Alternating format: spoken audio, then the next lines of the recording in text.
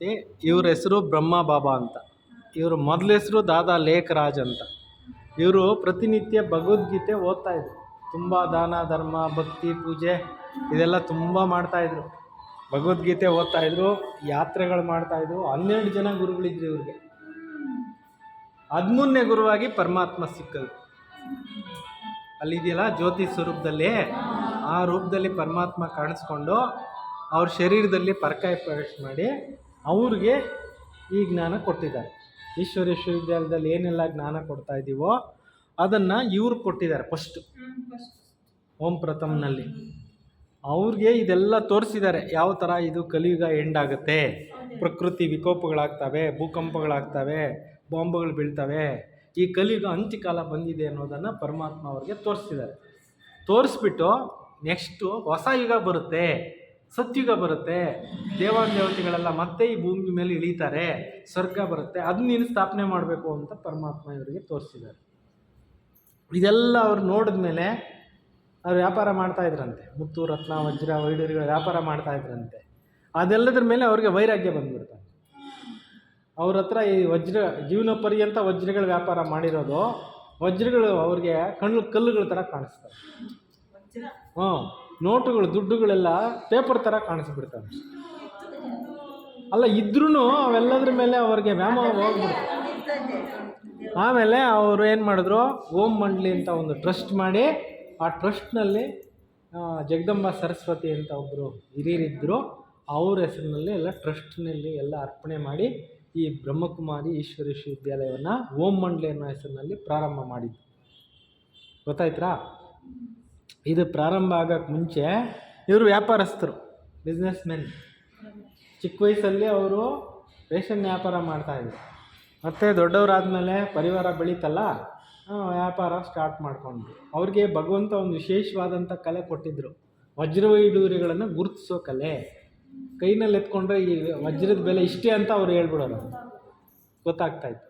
ಆ ಕಾಲದಲ್ಲಿ ನಮ್ಮ ದೇಶದಲ್ಲಿ ರಾಜರು ಮಹಾರಾಜರು ಎಲ್ಲ ಇದ್ರಲ್ಲ, ವೈಸ್ರಾಯ್ಗಳು ದೊಡ್ಡವರೆಲ್ಲ ಇದ್ರಲ್ಲ, ಅವ್ರಿಗೆಲ್ಲರಿಗೂ ಇವರು ಡೈಮಂಡ್ ಸಪ್ಲೈ ಮಾಡ್ತಾರೆ.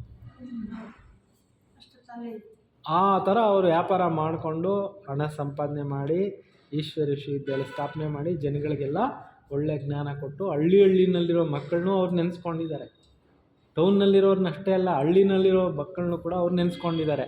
ಹಳ್ಳಿನಿಂದನೂ ಬರ್ತಾರೆ, ಅವ್ರಿಗೂ ನೀವು ತಿಳಿಸಿ, ಹಳ್ಳಿನಲ್ಲಿ ಹೋಗಿ ಸೇವೆ ಮಾಡಿ. ಹಳ್ಳಿನಲ್ಲಿ ಈ ಥರ ಕಷ್ಟಜೀವಿಗಳಿದ್ದಾರೆ, ಶ್ರಮಜೀವಿಗಳಿದ್ದಾರೆ, ಎಲ್ಲ ಕಷ್ಟಪಟ್ಟು ಪ್ರಪಂಚಕ್ಕೆಲ್ಲ ಅನ್ನ ಕೊಡ್ತಾ ಇರೋವಂಥ ರೈತರಿದ್ದಾರೆ, ರೈತ ಮಹಿಳೆಯರಿದ್ದಾರೆ, ಅವ್ರಿಗೆಲ್ಲ ನೀವು ಹೇಳಬೇಕು ಅಂಥೇಳಿ ಈ ಆಶ್ರಮನ ಎಲ್ಲ ಕಡೆಯಲ್ಲಿ ಓಪನ್ ಮಾಡಿಸಿದ್ದಾರೆ. ಇಲ್ಲಿ ನೋಡಿ, ಎಲ್ಲ ಧರ್ಮದವರು ಬರ್ಬೋದು ಇಲ್ಲಿ. ಹಿಂದೂಗಳು, ಮುಸ್ಲಿಮ್ಸು, ಕ್ರಿಶ್ಚಿಯನ್ಸು, ಸಿಖ್ರು, ಜೈನರು, ಪಾರ್ಸಿಗಳು ಎಲ್ಲರೂ ಬರ್ಬೋದು. ಎಲ್ರಿಗೂ ತಂದೆ ಒಬ್ಬನೇ, ದೇವನೊಬ್ಬ ನಾಮಾಲು. ಅಂದರೆ ಬಸವಣ್ಣರು ಹೇಳಿದ್ದಾರೆ, ದೇವರು ಒಬ್ಬನೇ, ಎರಡೆರಡು ದೇವರಿಲ್ಲ. ಸುಮ್ಮನೆ 2-3 ದೇವರಂತೂ ಉಬ್ಬಿಬ್ಬಿ ಮಾತಾಡಬೇಡ, ಇರೋದು ಒಬ್ಬನೇ ದೇವರು, ಆ ಈಶ್ವರನ್ನೇ ನೀವು ತಿಳ್ಕೊಳ್ರಿ. ಆ ಈಶ್ವರನೇ ನಿರಾಕಾರನು, ಆ ಈಶ್ವರನೇ ಪರಮಾತ್ಮನು ಅಂಥೇಳಿ ಎಲ್ಲ ಅವ್ರಿಗೆ ಜ್ಞಾನೋದಯ ಮಾಡಿಸಿದ್ದಾರೆ. ಇವ್ರಿಗೆ ಬ್ರಹ್ಮ ಬಾಬಾಗೆ ಅವನೇನು ಮಾಡಿದ್ದಾರೆ, ಎಲ್ಲ ಜನಕ್ಕೆ ಇದು ಜ್ಞಾನ ಕೊಡೋಕ್ಕೆ ಈ ಈಶ್ವರ ವಿಶ್ವವಿದ್ಯಾಲಯವನ್ನು ತೆರೆದು ಜನಗಳಿಗೆಲ್ಲ ಜ್ಞಾನ ಬೋಧನೆ ಮಾಡಿಸ್ತಾ ಇದ್ದಾರೆ. ಅರ್ಥ ಆಯ್ತಾ? ಈಶ್ವರನ ಭೂಮಿ ಮೇಲೆ ಬಂದಿದ್ದಾರೆ. ಈಗ ನಾವೆಲ್ಲ ಕೇಳಿದ್ದೀರಲ್ಲ, ಭಗವಂತನೇ ನಮಗೆ ಶಾಂತಿ ಇಲ್ಲ, ಸುಖ ಇಲ್ಲ, ನೆಮ್ಮದಿ ಇಲ್ಲ, ಒಳ್ಳೆ ಪರಿವಾರಗಳಿಲ್ಲ, ತುಂಬ ಕಷ್ಟ ಇದೆ, ಮಳೆಗಳಿಲ್ಲ, ಬೆಳೆಗಳಿಲ್ಲ, ನೀರಿಲ್ಲ, ತಿನ್ನೋಕ್ಕೆ ಊಟ ಇಲ್ಲ, ಕಟ್ಕೊಳ್ಳೋಕ್ಕೆ ಬಟ್ಟೆ ಇಲ್ಲ, ಇರೋಕ್ಕೆ ಮನೆಗಳಿಲ್ಲ, ನಮಗೇನಾದರೂ ಶಾಂತಿ ಕೊಡು, ನೆಮ್ಮದಿ ಕೊಡು, ಸುಖ ಕೊಡು, ನಮಗೆ ಐಶ್ವರ್ಯ ಕೊಡು ಅಂತ ಬೇಡಿದ್ದೀರಿ ಜನ್ಮಾಂತರದಿಂದ. ಅದೆಲ್ಲ ಪೂರ್ತಿ ಮಾಡೋಕ್ಕೆ ಭಗವಂತ ಬಂದಿರೋದು. ಅರ್ಥವಾಯ್ತಾ? ಮುಂದೆ ಹೋಗೋಣ. ಅಯ್ಯೋ, ಟೈಮ್ ಎಲ್ಲಿ ಇಲ್ಲ, ಯಾರಿಗೂ ಟೈಮ್ ಇಲ್ಲ. ಇವಾಗ ಕೇಳಿಸ್ಕೊಂಡ್ರೆ ಬಂದಿದ್ದೀರಲ್ಲ, ಬೈಕೊಳ್ಳಲ್ಲ ಅವರು. ಒಳ್ಳೆ ಜಾಗಕ್ಕೆ ಹೋಗಿ ಬಂದರೆ ಖುಷಿ ಆಯಿತು, ಒಳ್ಳೇದಾಯಿತು ಅಂತ ಹೇಳ್ತಾರೆ. ಈಗ ನೋಡಿ, ಇವರು ತ್ರಿಮೂರ್ತಿಗಳು, ಬ್ರಹ್ಮ ವಿಷ್ಣು ಶಂಕರ ಅಂತ ಇವ್ರಿಗೆ ಹೇಳ್ತೀರಿ. ಈ ತ್ರಿಮೂರ್ತಿಗಳಿಗೂ ಸೃಷ್ಟಿ ಮಾಡಿರೋದೇ ಪರಮಾತ್ಮ. ಮನುಷ್ಯರಿಗೆ ಇವಾಗ ಎಲ್ಲದಕ್ಕೂ ಟೈಮ್ ಇದೆ. ಇಲ್ಲಿ ಕೇಳ್ರಿ ಫಸ್ಟು, ಇದು ನೋಡಿ ಕಾಲಚಕ್ರ ತೋರಿಸ್ತಾ ಇದೀವಲ್ಲ ಕೆಳಗಡೆ, ಇದು ಕಾಲಚಕ್ರ. ಕಲಿಯುಗ ಎಲ್ಲಿಗೆ ಬಂದ್ಬಿಟ್ಟೈತೆ, ಕೊನೆಗೆ ಬಂದ್ಬಿಟ್ಟೈತೆ. ಈಗ ಊಟ ಮಾಡೋಕ್ಕೂ ಕೂಡ ನಮಗೆ ಇಲ್ಲ, ಆ ಥರ ಪರಿಸ್ಥಿತಿ ಬಂದ್ಬಿಟ್ಟಿದೆ. ಈ ಪರಿಸ್ಥಿತಿ ಬಂದಿರುವಾಗ್ಲೂ ನಾವು ಜ್ಞಾನ ಕೇಳಿಲ್ಲ ಅಂದ್ರೆ ಮತ್ತೇನ್ ಬರ್ಬೇಕು ನಮ್ಗೆ ಕಷ್ಟ. ಅದಕ್ಕಿಂತ ಇನ್ನೇನೈತೆ, ಇದಕ್ಕಿಂತ ಒಳ್ಳೆ ಜ್ಞಾನ ಇನ್ನೆಲ್ಲಿ ಹೇಳಲ್ಲ.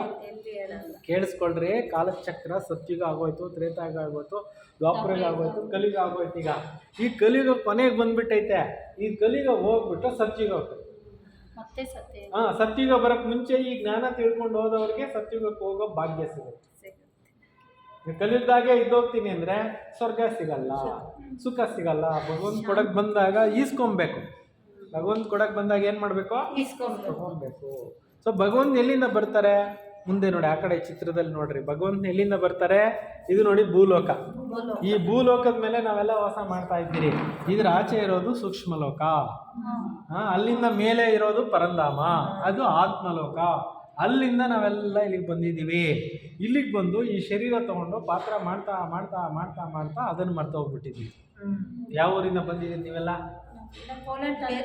ಕೋಲಾರ ತಾಲೂಕೆ ಯಾವ್ಯಾವ ಊರು? ಪಾರೆವಳಸೆ ಒಬ್ರು, ಮದ್ದೇರಿ ಒಬ್ರು, ಶಾನ್ಭೋಗ್ನಹಳ್ಳಿ ಒಬ್ರು, ಆಮೇಲೆ ಮಾರಂಡಹಳ್ಳಿ. ನಿಮ್ದು ಗದ್ದೆ ಕಣ್ಣವರು. ನಿಮ್ದು ಯಾವರು? ಪಾರೆವಸಳ್ಳಿ. ನೋಡಿ, ಇಷ್ಟು ಊರುಗಳಿಂದ 5-6 ಊರಿಂದ ಬಂದಿದ್ದೀರಾ. 5-6 ಊರಿಂದ ಬಂದಿರಿ. ನಿಮ್ಮೂರು ಮರ್ತೋಗ್ತೀರಾ? ನಿಮ್ಮೂರ ಹೆಸರು ಹೇಳಿದ್ರಲ್ಲ. ಹಂಗೆ ಈ ಆತ್ಮ ಎಲ್ಲಿಂದ ಬಂದಿದೆ ಹೇಳ್ರಿ? ಎಲ್ಲಿಂದ ಬಂದಿದೆ ಆತ್ಮ? ನೋಡಿ, ಅಲ್ಲಿಂದ ಬಂದಿದೆ. ನೋಡಿ, ಊರ ಹೆಸರೇ ಗೊತ್ತಿಲ್ಲ, ನಿಮ್ಮ ಊರ ಹೆಸರೇ ಗೊತ್ತಿಲ್ಲ, ನಿಮ್ಮ ಮೂಲ ಸ್ಥಾನನೇ ಗೊತ್ತಿಲ್ಲ, ನಿಮ್ಮ ಶರೀರದ ಊರು ಹೇಳ್ತಾ ಇದ್ದೀರಾ. ಆತ್ಮ ಭಗವಂತ ಹತ್ರದಿಂದ ಬಂದಿದೆಯಲ್ಲ, ಅದು ಎಲ್ಲಿಂದ ಬಂದಿದೆ ಗೊತ್ತೇ ಇಲ್ಲ. ನೋಡಿ, ಅದು ಪರಂಧಾಮ. ಅಲ್ಲಿಂದ ನಾವು ಬಂದಿರೋದು. ಇಲ್ಲಿಗೆ ಬಂದು ಈ ಶರೀರ ತಗೊಂಡು ಈ ಮನೆ, ಈ ಊರು, ಇದನ್ನೇ ನಾನು ಅಂತ ಹೇಳ್ಕೊಂಡು, ಇದೇ ನಂದು ಅಂತ ಹೇಳ್ಕೊಂಡ್ಬಿಟ್ಟು, ಇದೇ ವ್ಯಾಮೋಹದಲ್ಲಿ ಸಿಕ್ಕಾಕೊಂಡ್ಬಿಟ್ಟು ಕಷ್ಟ ಬಂದಾಗ ಹೇಳ್ತೀರಿ, ಭಗವಂತನೇ ಕರ್ಕೊಂಡಪ್ಪ, ನನಗೆ ಸಾಕಾಗೋಗಿದೆಯಪ್ಪ, ನನಗೆ ದುಃಖ ಬಂದ್ಬಿಟ್ಟಿದೆಯಪ್ಪ, ನನಗೆ ನೆಮ್ಮದಿ ಇಲ್ಲಪ್ಪ, ಗಂಡ್ರು ಹೊಡಿತಾರೆ, ಹಿಂಸೆ ತಾಳಕ್ಕಾಗಲ್ಲ, ನೋವು ಪಡಿಯೋಕ್ಕಾಗಲ್ಲ, ಎಷ್ಟು ಕಷ್ಟಗಳು ಹೇಳ್ಕೊಂತೀರ ದೇವ್ರ ಹತ್ರ. ಈಗ ಅವ್ರ ಮಾತು ನಾವು ಕೇಳಿದ್ರೆ ತಾನೇ ಅವರು ನಮ್ಮ ಮಾತು ಕೇಳ್ತಾರೆ. ನೀವು ಅವ್ರ ಮಾತು ಕೇಳೋಕ್ಕೆ ಪುರ್ಸೊತ್ತಿಲ್ಲ, ನನಗೆ ಯಾವ ಕೆಲಸ ಇದೆ ಅಂದರೆ ದೇವ್ರು ಆಯ್ತು ಬಿಡು ಅಂತ ಸುಮ್ಮನೆ. ಅರ್ಥವಾಯ್ತಾ? ಇದು ಚೆನ್ನಾಗಿ ಅರ್ಥ ಮಾಡ್ಕೊಳ್ಳಿ. ಮಂದಟ್ಟಾಗೋ ಪಾಯಿಂಟ್ ಹೇಳ್ತಾ ಇದ್ದೀನಿ. ನಾವು ದೇವ್ರ ಮಾತು ಕೇಳಿದ್ರೆ ನಮ್ಮ ಮಾತು ದೇವ್ರು ಕೇಳ್ತಾರೆ. ನೀವು ಎಷ್ಟೇ ಪೂಜೆ ಮಾಡಿಕೊಂಡು ಬೊಬ್ಬೆ ಹೊಡೆದ್ರು ದೇವ್ರು ನಿಮ್ಮ ಮಾತು ಕೇಳಲ್ಲ. ಯಾವಾಗ ನೀವು ಮಾತು ಕೇಳಲಿಲ್ಲ ಅಂದರೆ. ಅವ್ರ ಮಾತು ನಾವು ಕೇಳಬೇಕು. ಗೊತ್ತಾಯ್ತಾ ಅಜ್ಜಿ? ಟೈಮ್ ಇಲ್ಲ ಅಂತ ಇನ್ನೊಂದ್ಸಲ ಹೇಳ್ಬಾರ್ದು. ಒಂದು ಒಳ್ಳೆ ಜಾಗಕ್ಕೆ ಬಂದಾಗ, ದೇವಸ್ಥಾನಕ್ಕೆ ಬಂದಾಗ ಎಲ್ಲದಕ್ಕೂ ಟೈಮ್ ಇದೆ. ಕೂತ್ಕೊಂಡು ಕೆಲ್ಸಕ್ಕೆ ಬರ್ದಿರೋ ಮಾತುಗಳು ಆಡೋಕ್ಕೆ ಟೈಮ್ ಇದೆ, ಟಿವಿಗಳು ನೋಡೋಕ್ಕೆ ಟೈಮ್ ಇದೆ. ಎಷ್ಟು ಟೈಮ್ ವೇಸ್ಟ್ ಮಾಡ್ತೀರಾ? ಈಗ ಇಲ್ಲಿ ನೋಡ್ರಿ, ಎಂಥ ವ್ಯಾಲ್ಯೂಬಲ್ ಆಗಿರೋ ವಿಚಾರಗಳು ಕೇಳ್ತಾ ಇದ್ದೀರಾ. ಅದರಿಂದ ಇದೆಲ್ಲ ಕೇಳಬೇಕು ಅಂದರೆ ನಾವು ಎಷ್ಟೋ ಜನ್ಮಗಳು ಭಕ್ತಿ ಮಾಡಿರ್ತೀರಂತೆಮ್ಮ. ಸುಮ್ಮನೆ ಇದು ಸಿಗಲ್ಲ. ಎಷ್ಟೋ ಜನ್ಮಗಳು ಭಕ್ತಿ ಮಾಡಿರ್ತೀರಂತೆ. ಅದೆಲ್ಲ ಲೆಕ್ಕ ಹೇಳ್ತೀರಿ ಮುಂದೆ ನೀವು ಕ್ಲಾಸಿಗೆ ಬಂದರೆ ಎಲ್ಲ ಹೇಳ್ತೀರಿ. ದಿನ ಬಂದರೆ ನೀವು ಎಷ್ಟೊತ್ತು ಕೇಳ್ತೀರ ಅಷ್ಟೊತ್ತು. ಬರಬೇಕು. ನೀವು ಬಂದಾಗೆಲ್ಲ ಇಲ್ಲಿಗೆ ಬರಬೇಕು. ನಾಳೆನೂ ಬಂದರೆ, ನಿಮ್ಮ ನೆಂಟ್ರನ್ನೂ ಕರ್ಕೊಂಡು ಬಂದರೆ, ಬಂಧುಗಳನ್ನೂ ಬರ್ಕೊಂಡು ಬಂದರೆ, ಎಲ್ರೂ ಕರ್ಕೊಂಡು ಬಂದರೆ ಎಲ್ರಿಗೂ ಹೇಳ್ಕೊಡ್ತೀವಿ. ಈಗ ನೋಡಿ, ಭಗವಂತ ಬಂದು ಈ ಬ್ರಹ್ಮ ಬಾಬಾ ಶರೀರದಲ್ಲಿ ಅವತಾರ ತಗೊಂಡಿದ್ದಾರೆ. ಬ್ರಹ್ಮ ಬಾಬಾ ಅಂತ ಇದಾರಲ್ಲ, ಅಲ್ಲಿ ಕೂತಿದಾರಲ್ಲ, ಅವ್ರ ಶರೀರದಲ್ಲಿ ಅವತಾರ ತಗೊಂಡ್ಬಿಟ್ಟು ಎಲ್ಲ ಜನಗಳಿಗೆ ಒಳ್ಳೆ ಜ್ಞಾನ ಕೊಟ್ಟು ಸತ್ಯುಗಕ್ಕೆ ಹೋಗ್ರಪ್ಪ ಅಂತ ಹೇಳ್ತಾರೆ. ಈಗ ಕಲಿಯುಗದಲ್ಲಿ ನೋಡಿ, ಮಾಯೆ. ಇವಾಗ ಪ್ರಪಂಚ ಎಲ್ಲ ಮಾಯೆ ಕೈನಲ್ಲಿದೆ. ಮಾಯೆ ಅಂದರೆ ಏನು? ಕಾಮ, ಕ್ರೋಧ, ಲೋಭ, ಮೋಹ, ಅಹಂಕಾರ, ನರ ನಾರಿನಲ್ಲೆಲ್ಲ ಸೇರ್ಕೊಂಡ್ಬಿಟ್ಟಿದೆಯಲ್ಲ, ಇದೇ ಮಾಯೆ. ಗೊತ್ತಾಯ್ತಾ? ಕೆಲವ್ರು ಹೇಳ್ತಾರೆ ಹೆಣ್ಣು, ಹೊನ್ನು, ಮಣ್ಣು ಮಾಯೆ ಅಂತ. ಅದಲ್ಲ ಮಾಯೆ. ಮಾಯೆ ಅಂದರೆ ಮನುಷ್ಯನಲ್ಲಿ ಕೆಟ್ಟ ಬುದ್ಧಿ ಇದೆಯಲ್ಲ, ಕೆಟ್ಟ ಗುಣಗಳಿದಾವಲ್ಲ, ಕೆಟ್ಟ ನಡವಳಿಕೆಗಳು ನಡೀತಾ ಇದ್ದಾರಲ್ಲ, ಕೆಟ್ಟ ಆಚಾರಗಳು ವಿಚಾರಗಳಲ್ಲಿದ್ದಾರಲ್ಲ, ಅದೇ ಮಾಯೆ. ದುರಹಂಕಾರ ಮಾಯೆ, ಕೋಪ ಮಾಯೆ, ಮೋಹ ಮಾಯೆ, ಅಹಂಕಾರ ಮಾಯೆ, ಈರ್ಷ್ಯೆ ಮಾಯೆ, ದ್ವೇಷ ಮಾಯೆ, ಹೊಟ್ಟೆ ಕಿಚ್ಚು ಮಾಯೆ, ಕೆಟ್ಟ ಮಾತಾಡೋದು ಮಾಯೆ. ಇವೆಲ್ಲ ಮಾಯೆ. ಈ ಮಾಯೆಗಳನ್ನು ದೇವರು ಬಂದು ಬಿಡಿಸ್ತಾ ಇದ್ದಾರೆ. ಅರ್ಥ ಆಯ್ತಾ? ಓಡೋಗ್ತಾ ಇದ್ದಾವೆ ನೋಡ್ರಿ. ಇವಾಗ ಪ್ರಪಂಚ ಮಾಯೆ ಮುಷ್ಟಿನಲ್ಲಿದೆ. ಭಗವಂತ ಬಂದು ಇವೆಲ್ಲ ಓಡಿಸ್ತಾ ಇದ್ದಾರೆ. ಯಾಕೆಂದ್ರೆ ಇವುಗಳಿಂದಾನೇ ಜನಗಳಿಗೆ ಕಷ್ಟ ಆಗ್ಬಿಟ್ಟಿರೋದು. ಭೂಮಿ ಅವತ್ತು ಹಂಗೆ ಇದೆ, ಮರಗಳು ಹಂಗೆ ಇದ್ದಾವೆ, ನೀರು ಹಂಗೆ ಇದೆ, ಗಾಳಿನೂ ಹಂಗೆ ಇದೆ. ಜನಗಳು ಕೆಟ್ಟೋಗಿರೋದ್ರಿಂದ ಜನಗಳಲ್ಲಿರೋ ಮಾಯನ್ನು ಓಡಿಸಿ ಜನಗಳನ್ನ ಒಳ್ಳೆ ಪ್ರಪಂಚಕ್ಕೆ ಕರ್ಕೊಂಡು ಹೋಗೋದು ದೇವ್ರ ಡ್ಯೂಟಿ. ಅರ್ಥವಾಯ್ತಾ? ಈಗ ದೇವ್ರ ಡ್ಯೂಟಿನ ಸರಿಯಾಗಿ ಅರ್ಥ ಮಾಡ್ಕೊಳ್ಳಿ. ನೀವು ಹೋಗಿ ಹೇಳ್ತೀರಾ ದೇವರೇ ನಿನ್ನ ಕಣ್ಣಿಲ್ವಾ, ನಿನ್ನ ಕಿವಿ ಇಲ್ಲ, ನಾವು ಹೇಳೋದು ಕೇಳಲ್ವಾ ಅಂತ ಹೇಳ್ತೀರಾ. ಹಂಗೆ ಹೇಳಿದ್ರೆ ಸರಿಯಾಗಿ ಅರ್ಥ ಮಾಡ್ಕೊಬೇಕಲ್ಲ. ಎಲ್ಲ ನಮ್ಮಲ್ಲೇ ಇಟ್ಕೊಂಡು ಅಲ್ಲ, ನಮ್ಮಲ್ಲಿ ಕೆಟ್ಟದ್ದು ಇಟ್ಕೊಂಡು ಅವ್ರನ್ನ ಬೈದ್ರೆ ಅವ್ರೇನು ತಪ್ಪು ಮಾಡಿದ್ದಾರೆ? ಅವರೇನು ತಪ್ಪು ಮಾಡಿಲ್ಲ. ನಮ್ಗೆ ಒಳ್ಳೆ ಪ್ರಪಂಚನೇ ಮಾಡಿ ಕೊಟ್ಟಿದ್ದು. ನೋಡಿ, ಇದು ಸ್ವರ್ಗ ಮಾಡಿ ಕೊಟ್ಟಿದ್ರು ನಮ್ಮ ಕೈಲಿ. ಅರ್ಥವಾಯ್ತಾ? ಸ್ವರ್ಗ ಮಾಡಿ ಕೊಟ್ಟಿದ್ರು. ಎಲ್ಲರೂ ಸುಖವಾಗಿದ್ದಂಥ ಕಾಲನೇ ಸ್ವರ್ಗ. ಆಚಾರವೇ ಸ್ವರ್ಗ, ಅನಾಚಾರವೇ ನರಕ. ಎಲ್ಲರೂ ಸುಖವಾಗಿದ್ದಂಥ ಪ್ರಪಂಚ ಯಾವುದು? ಸತ್ಯುಗದಲ್ಲಿ ಯಾರಿದ್ರು? ಶ್ರೀ ಲಕ್ಷ್ಮೀನಾರಾಯಣರಿದ್ರು. ಶ್ರೀ ಲಕ್ಷ್ಮೀನಾರಾಯಣರು, ದೇವಾನ್ ದೇವತೆಗಳೆಲ್ಲ ಇದ್ರೋ ಇಲ್ವಾ? ಇವ್ರನ್ನೆಲ್ಲ ನೀವು ಮನೆಗಳಲ್ಲಿ ಇಟ್ಕೊಂಡು ಫೋಟೋಗಳು ಇಟ್ಕೊಂಡು ಪೂಜೆ ಮಾಡ್ತಾ ಇದ್ದೀರೋ ಇಲ್ವಾ? ಇವ್ರನ್ನೆಲ್ಲ ಪೂಜೆ ಮಾಡ್ತಾ ಇದ್ದೀರಿ, ಇವ್ರ ಹತ್ರ ಬೇಡ್ಕೊತಾ ಇದ್ದೀರಿ, ಪರಮಾತ್ಮನ ಮರೆತು. ಅರ್ಥ ಆಯ್ತಾ? ಇವ್ರನ್ನ ನೀವು ಬೇಡೋದ್ರಿಂದ ಇವರು ಪಡ್ಕೊಂಡಿರೋದ್ರಲ್ಲಿ ಒಂದಿಷ್ಟು ಕೊಡ್ತಾರೆ. ಆದರೆ ಭಗವಂತನ ನೀವು ಜ್ಞಾಪಕ ಮಾಡಿಕೊಂಡ್ರೆ, ಭಗವಂತನ ನೆನೆಸ್ಕೊಂಡ್ರೆ, ಭಗವಂತನ ಪ್ರಾರ್ಥನೆ ಮಾಡಿದ್ರೆ, ಭಗವಂತನ ನೆನೆಸಿದ್ರೆ ಭಗವಂತನ ಹತ್ರ ಇರೋದೆಲ್ಲ ನಮಗೆ ಕೊಡ್ತಾರೆ. ಈಗ ಭಗವಂತನ ಹತ್ರ ತಗೊಬೇಕೋ ನೀವು ಇವ್ರ ದೇವತೆಗಳ ಹತ್ರ ತಗೊಂಡು ಇಲ್ಲಿವರೆಗೂ ನೀವು 33 ಕೋಟಿ ದೇವತೆಗಳಲ್ಲಿ ಯಾವುದೋ ಇಷ್ಟು ದೇವರು, ಮನೆ ದೇವರು, ಆ ದೇವರು, ಈ ದೇವರು ಅಂತ ಎಲ್ಲರನ್ನೂ ಬೇಡಿದ್ದಾಯಿತು, ಕಾಡಿದ್ದಾಯಿತು, ಕರೆದಿದ್ದಾಯಿತು, ಪೂಜೆ ಮಾಡಿದ್ದಾಯಿತು. ಇವಾಗ ಪರಮಾತ್ಮ ಅಂತ ತಿಳ್ಕೊಳ್ಳಿ. ಇದು ಈ ಮ್ಯೂಸಿಯಂನ ವಿಶೇಷತೆ. ಪರಮಾತ್ಮನ ಬಗ್ಗೆ ಯಾರು ಹೇಳ್ತಾ ಇಲ್ಲ. ನೀವು ಕೋಲಾರ ಜಿಲ್ಲೆಯೆಲ್ಲ ಹುಡುಕಾಡ್ಕೊಂಡು ಬನ್ನಿ, ಕರ್ನಾಟಕ ಎಲ್ಲ ಹುಡುಕಾಡ್ಕೊಂಡು ಬನ್ನಿ, ಈ ಥರದ್ದು ಕೆಲವೇ ಕಡೆಗಳಲ್ಲಿ ಇದ್ದಾವೆ ಮ್ಯೂಸಿಯಂಗಳು. ಬೆಂಗಳೂರಿನಲ್ಲಿ ಒಂದಿದೆ, ಗೊಟ್ಟಗೆರೆನಲ್ಲಿ, ಮೈಸೂರಿನಲ್ಲಿ ಚಾಮುಂಡಿ ಬೆಟ್ಟದ ಮೇಲೆ ಒಂದು ಕಡೆ ಇದೆ, ಆಮೇಲೆ ಕೋಟ್ಲಿಂಗೇಶ್ವರದಲ್ಲಿದೆ, ಇಲ್ಲಿದೆ. 4-5 ಮ್ಯೂಸಿಯಂ ಇದೆ. ಇದು ಈ ಥರದ್ದು ಎಲ್ಲಿ ಇಲ್ಲ. ಅದಕ್ಕೆ ಇಲ್ಲಿ ಬಂದಿದ್ದೀರಾ, ಇದು ಸಿಕ್ಕಿದೆ ನಿಮಗೆ ಅಂದರೆ ನಿಮ್ಮ ಭಾಗ್ಯ. ಎಲ್ಲ ಊರುಗಳಲ್ಲಿಲ್ಲ ಇದು. ಮ್ಯೂಸಿಯಂಗಳಿಲ್ಲ, ಸೆಂಟ್ರ್ಗಳೈತೆ.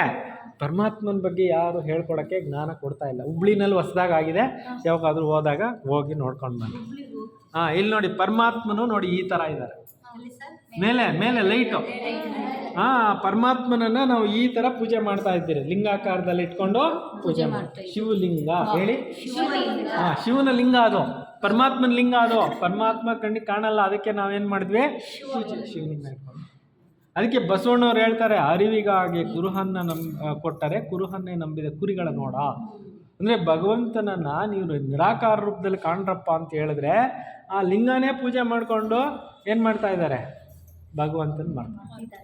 ಲಿಂಗಾಯತರು ಮನೆಯಲ್ಲೂ ಕಟ್ಕೊತಾರೆ ಲಿಂಗನ. ಅಂಗಕ್ಕೆ ಲಿಂಗ ಕಟ್ಕೊತಾರೆ, ಕೈನಲ್ಲಿ ಲಿಂಗ ಇಟ್ಕೊತಾರೆ, ಮನೆಯಲ್ಲಿ ಲಿಂಗ ಇಟ್ಕೊತಾರೆ, ಎಲ್ಲ ಕಡೆ ಲಿಂಗ ಇಟ್ಕೊತಾರೆ. ಅರಿವಿಗಾಗಿ ಕುರುಹೇನೋ ಕೊಟ್ಟವ್ರೆ, ಆದರೆ ಅದನ್ನೇ ನಂಬ್ಕೊಂಡು ಇಟ್ಬಿಟ್ಟವ್ರೆ. ಪರಮಾತ್ಮನ ಬಗ್ಗೆ ತಿಳ್ಕೊಂತಾರೆ. ಅರ್ಥವಾಯ್ತಾ? ಇವಾಗ ತಿಳ್ಕೊಂಡ್ಬಿಟ್ರೆ ಅಂದರೆ ನೀವು ಲಿಂಗಾಯತರಿಗಿಂತಲೂ ಇನ್ನೂ ಒಂದು ಹೆಜ್ಜೆ ಮುಂದೆ ಹೊರಟೋಗ್ಬಿಟ್ರೆ, ಶಿವಭಕ್ತರಿಗಿಂತಲೂ ಒಂದು ಹೆಜ್ಜೆ ನೀವು ಮುಂದೆ ಹೋಗ್ಬಿಟ್ರೆ. ಅದಕ್ಕೆ ಶಿವಭಕ್ತರು ಯಾರನ್ನ ಸಿಕ್ಕಿದ್ರೆ ನೋಡಿ, ಶಿವಶಂಕರ ಇಬ್ಬರು ಒಂದೇನಾ ಬೇರೆ ಬೇರೆನಾ ಅಂತ ಕೇಳಬೇಕು. ಶಿವನೇ ಬೇರೆ, ಶಂಕರನೇ ಬೇರೆ. ಇದು ಎಷ್ಟೋ ಜನಕ್ಕೆ ಗೊತ್ತಿಲ್ಲ. ನೀವು ಹಂಗೆ ತಿಳ್ಕೊಂಡ್ಬಿಟ್ಟಿದ್ದೀರಾ ಶಿವಶಂಕರ ಇಬ್ಬರು ಒಂದೇ ಅಂತ. ನಾನು ಕೇಳಲಿಲ್ಲ ಅಷ್ಟೇ, ಇಬ್ಬರು ಒಂದೇ ಅಂತ ನೀವು ತಿಳ್ಕೊಂಡ್ಬಿಟ್ಟಿದ್ದೀರಾ. ಇಲ್ಲಿ ತಿಳ್ಕೊಳ್ಳಿ, ಶಂಕರನಿಗೆ ಮಡದಿ ಮಕ್ಕಳು ಸಂಸಾರ ಇದೆ, ಶಿವನಿಗೆ ಮಡದಿ ಮಕ್ಕಳು ಸಂಸಾರ ಇಲ್ಲ. ಶಿವನು ನಿರಾಕಾರನು. ಅದನ್ನ ಹೆಂಡ್ರು ಮಕ್ಕಳು, ಊಟ ತಿಂಡಿ, ಹಸಿವು, ನೀರಡಿಕೆ, ಬಾಯಾರಿಕೆ ಏನೂ ಇಲ್ಲ. ಅದು ನಿರಾಮಯ. ಶರೀರನೇ ಇಲ್ಲ, ಹುಟ್ಟೇ ಇಲ್ಲ, ಸಾವೇ ಇಲ್ಲ. ಅವರು ರೂಪದಲ್ಲಿ ಬಿಂದು. ಪಾರ್ವತಿ ಇವ್ರ ಪತ್ನಿ, ಶಂಕರನ ಪತ್ನಿ. ಪಾರ್ವತಿ ಅವ್ರ ಗಣೇಶ ಅವ್ರ ತಾಯಿ ಅವರು. ಅವ್ರಿಗೆ ಸಂಸಾರ ಇದೆ, ಅವ್ರಿಗೆ ಪತಿ ಪತ್ನಿ ಮಕ್ಕಳು ಸಂಸಾರ ಇದ್ದಾವೆ. ಶಿವನಿಗೆ ಪತಿ ಪತ್ನಿ ಮಕ್ಕಳು ಸಂಸಾರ ಇದೆ. ಆ ಶಿವ ಅಂದರೆ ನೋಡಿ ಈ ಥರ ಇರೋದು, ಲಿಂಗ ರೂಪದಲ್ಲಿ ಇರೋದು, ಆ ಬಿಂದು ರೂಪದಲ್ಲಿ ಇರೋದು, ಜ್ಯೋತಿ ರೂಪದಲ್ಲಿ ಇರೋದು, ಪ್ರಕಾಶಮಾನವಾದಂಥ ರೂಪದಲ್ಲಿ ಇರೋದು. ಅರ್ಥ ಮಾಡ್ಕೊಂಡ್ರಾ? ಶಿವನ್ಯಾರು ಶಂಕರನ್ಯಾರು ಅಂತ ಗೊತ್ತಾಯ್ತಾ? ಇನ್ಮೇಲೆ ಶಂಕರ್ ನೆನೆಸ್ಬಾರ್ದು, ಶಿವನ್ನೇ ನೆನೆಸಿ. ಶಿವನ್ ನೆನೆಸಿದ್ರೆ ನಿಮ್ಮ ಪಾಪ ನಾಶ ಆಗುತ್ತೆ, ಶಂಕರ್ ನೆನೆಸಿದ್ರೆ ಪಾಪ ಹೋಗಲ್ಲ. ನೋಡಿ, ಇನ್ನೊಂದು ಕಡೆ ಹೇಳ್ತಾರೆ, ಭಸ್ಮ ಭೂಷಿತನಲ್ಲ, ರುದ್ರಾಕ್ಷಿ ಡಮರುಗವಿಲ್ಲ, ಎಸಗುವ ಸಂಸಾರದ ಕುರುಗಿಲ್ಲದ ತಂಗಿ ಅಂತ ಅಕ್ಮಾದೇವಿ ಹೇಳಿದ್ದಾರೆ. ಸಾವಿಲ್ಲದ, ಕೇಡಿಲ್ಲದ, ರೂ ಇಲ್ಲದ ಚೆಲುವಂಗೆ ನಾವಲ್ಲದೆ ನಾವು ಅಂತ ಅಕ್ಮಾದೇವಿ ಹೇಳ್ತಾರೆ. ಅಂದರೆ ಹುಟ್ಟು ಸಾವು ಇರೋವಂಥವರು ಶರೀರಧಾರಿಗಳು, ಆ ಪರಮಾತ್ಮನಿಗೆ ಹುಟ್ಟು ಸಾವು ಅನ್ನೋದಿಲ್ಲ ಅಂತ ಅಮ್ಮ ಹೇಳಿದ್ದಾರೆ. ಈಗ ನೋಡಿ, ಇಲ್ಲಿ 5 ಥರ ಜೀವಾತ್ಮರಿದ್ದಾರೆ. ಇಲ್ಲಿ ನೋಡಿ, 5 ಥರ ಜೀವಾತ್ಮರಲ್ಲಿ ದೇವತಾ ಗುಣ ಇರೋರು ದೇವಾತ್ಮರು ಅಂತೀರಿ, ಧರ್ಮಸ್ಥಾಪನೆ ಮಾಡೋಕ್ಕೆ ಬಂದಿರೋರು ಧರ್ಮಾತ್ಮರು ಅಂತೀರಿ, ಮಹಾನ್ ಕಾರ್ಯ ಮಾಡೋಕ್ಕೆ ಬಂದಿರೋರು ಮಹಾತ್ಮರು ಅಂತೀರಿ, ದಾನ ಧರ್ಮ ಮಾಡೋರಿಗೆ ಬಂದಿರೋರು ಧರ್ಮಾತ್ಮರು ಪುಣ್ಯಾತ್ಮರಪ್ಪ ಅಂತೀವಿ. ಧರ್ಮ ಕಾರ್ಯಗಳು ಮಾಡ್ತಾರಪ್ಪ, ಒಳ್ಳೆ ಕೆಲಸಗಳಲ್ಲಿ. ಕೆಟ್ಟ ಕೆಲಸ ಮಾಡಿದ್ರೆ ಜೈಲಿಗೆ ಹಾಕ್ತೀರಿ, ಪಾಪಾತ್ಮನು. ಆದರೆ ಇವರೆಲ್ಲರೂ ಇದ್ದಂಗೆ ಪರಮಾತ್ಮ ಇಲ್ಲ. ಪರಮಾತ್ಮನೇ ಬೇರೆ, ಜೀವಾತ್ಮ. ಜೀವಾತ್ಮರಿಗೆ ಶರೀರ ಇದೆ, ಹುಟ್ಟು ಸಾವಿದೆ, ಪಾಪ ಪುಣ್ಯ ಇದೆ, ಎಲ್ಲ ಕರ್ಮಗಳು ಅನುಭವಿಸ್ತಾ ಇರ್ತಾರೆ. ಪರಮಾತ್ಮನಿದೆ ಯಾವುದು ಅನುಭವಿಸ್ತಾರೆ. ಅದಕ್ಕೆ ಎಲ್ಲಾದರೂ ಹೇಳ್ತಾರ ಪಾಪ ಪರಮಾತ್ಮ, ಪುಣ್ಯ ಪರಮಾತ್ಮ, ಮಹಾನ್ ಪರಮಾತ್ಮ, ದೇವತಾ ಪರಮಾತ್ಮ ಅಂತೆಲ್ಲ ಹೇಳ್ತಾರಾ? ಇಲ್ಲ, ಒಂದೇ ಪರಮಾತ್ಮ, ಪರಮಾತ್ಮನ ಒಬ್ಬನೇ ಅಂತ ಹೇಳ್ತಾರೆ. ಜೀವಾತ್ಮರಿಗೆ ಆ ಥರ ಹೇಳಲ್ಲ. ಹಾಂ, ಈಗ ಅರ್ಥ ಆಯ್ತಾ? ಇವಾಗ ಇಲ್ಲಿ ನೋಡ್ರಿ, ನೀವು ಯಾರು? ಇವಾಗ ಯಾರಾದರೂ ಕೇಳ್ತಾರೆ ನೀವು ಯಾರಮ್ಮ ಅಂತ, ನೀವೇನು ಹೇಳ್ತೀರಿ? ನಿಮ್ಮ ಹೆಸರು ಹೇಳಿ. ಹೆಸರು ಯಾವುದಕ್ಕೆ ಇಟ್ಟಿದ್ದು? ನೀವು ಚಿಕ್ಕ ಪಾಪು ಇದ್ದಾಗ ನಿಮ್ಗೆ ಹೆಸರಿತ್ತಾ? ಇರಲಿಲ್ಲ. ಮತ್ತೆ ಯಾವಾಗ ಹೆಸರು ಕೊಟ್ಟರು? ಒಂದು ವರ್ಷನೋ 2 ವರ್ಷ ಆದಮೇಲೆ ನಾಮಕರಣ ಮಾಡಿದ್ರು, ಹೆಸರಿಟ್ರು. ಶರೀರಕ್ಕೆ ಹೆಸರು ತಾನೆ. ಅದಕ್ಕೆ ಮುಂಚೆ ನೀವು ಇದ್ರಲ್ಲ, ಅವಾಗ ನಿಮ್ಗೆ ಹೆಸರಿರ್ಲಿಲ್ವಲ್ಲ, ಅವಾಗ ನೀವ್ಯಾರು? ಅವಾಗ ಆತ್ಮ. ಗೊತ್ತಾಯ್ತಾ? ಹುಟ್ಟುವಾಗ ಬಂದಿರೋದು ಆತ್ಮ, ಸತ್ ಮೇಲೆ ಹೋಗೋದು ಆತ್ಮನೇ. ಮಧ್ಯದಲ್ಲಿ ಈ ಶರೀರ ನಾವು ಅಂತ ಭ್ರಾಂತಿ. ಈ ಶರೀರ ನಾವು ಅಂತ ಹೇಳ್ಕೊಳೋ ಭ್ರಾಂತಿನಲ್ಲಿ ಇದು ಹೋಗ್ಬಿಡ್ತೀವಿ. ಇದು ನಾನು ಹೆಣ್ಣು, ಇದು ನಾನು ಗಂಡು, ಇದು ನಾನು ಪುರುಷ, ಇದು ನಾನು ಸ್ತ್ರೀ ಅನ್ನೋ ಭಾವನೆಗಳಲ್ಲಿ ಇದು. ಈ ಆತ್ಮಜ್ಞಾನ ಯಾರಿಗೂ ಇಲ್ಲ. ಆತ್ಮ ಅಂದ್ರೇನೋ? ಇಲ್ಲಿ ಬೊಟ್ಟಿಡ್ತೀರಲ್ಲ, ಯಾಕೆ ಇಡ್ತೀರ ಬೊಟ್ಟು? ಇಲ್ಲೇ ಯಾಕೆ ಇಟ್ಕೊಂಡಿದ್ದೀರಿ? ಇಲ್ಲೇ ಆತ್ಮ ಇದೆ. ಗೊತ್ತಾಯ್ತಾ? 3 ಇಟ್ಕೊಂಡಿದ್ದೀರ. 3 ಯಾಕೆ ಇಟ್ಕೊಂಡಿದ್ದೀರಿ? ಇಲ್ಲಿ ನೋಡ್ರಿ, ಅರ್ಥ ಹೇಳ್ತೀನಿ.